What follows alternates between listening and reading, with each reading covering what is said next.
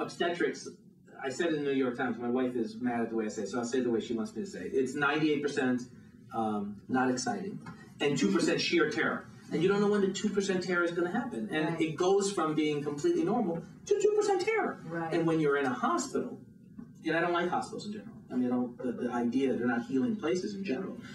But they are good for when you have that terror. My issue is for those women that have the normal, the 90% that have no complications, they come through the hospital and they're put through these, you know, it's like this system where they're flat on their... And they want a natural birth, or they want to have a vaginal birth, and there's all these things are stacked up. Absolutely.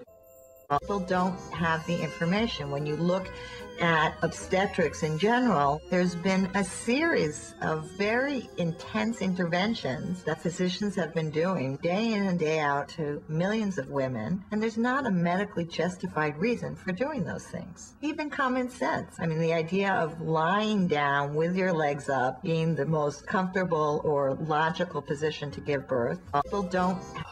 But you see, there's not a good history in obstetric practice of careful study of the long-term effects of all these interventions.